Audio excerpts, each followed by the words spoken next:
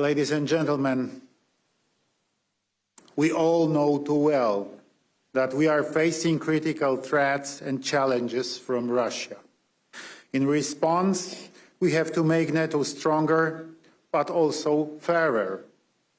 Having in mind Russian full-scale invasion of Ukraine and its aggressive attitudes towards the West, you must do everything to develop appropriate instruments that will deter the Kremlin's neo-imperial ambitions, especially here on the eastern flank.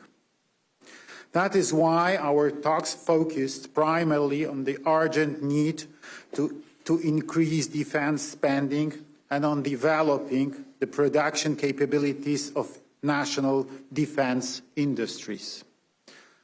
I would like to recall, even before last year's NATO Summit in Washington, I proposed to raise the defense spending by NATO members to the minimum level of 3% of their GDP.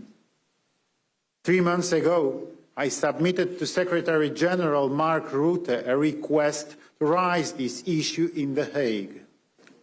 And today, I'm glad to see that we all agree on that and that our ambitions are even higher, up to 5% of GDP on defense. We hope that the allies will follow into our footsteps.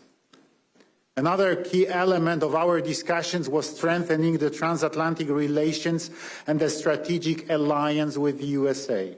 Among our partners in the region, there is a widespread understanding that Europe must take greater responsibility for its own security.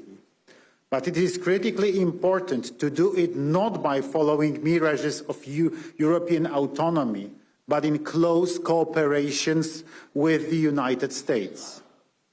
We also had an opportunity to exchange information with President of Ukraine, Volodymyr Zelensky.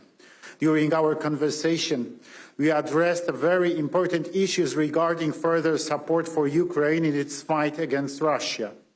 Continuing our assistance to Ukraine in various domains, military, political, and humanitarian, is critical to security in Europe and is Ukraine's integrations with Europe and Euro-Atlantic structures, including NATO. Ladies and gentlemen, for me, today's meeting had a special significance, and it was my last opportunity to speak at this forum as President of the Republic of Poland.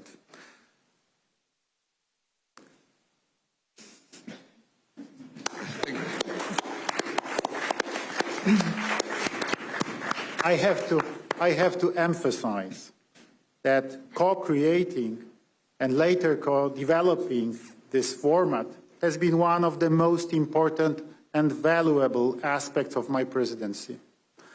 Over the past 10 years, the B9 has been an effective tool strengthening the voice of the eastern flank, countries within NATO, and helping us shape the alliance's deterrence and defense policy. I'm convinced that even after my term as President of Poland, Bucharest 9 will remain the best platform for coordinating security positions of our countries, allowing us to better manage the threats and challenges we face. Thank you.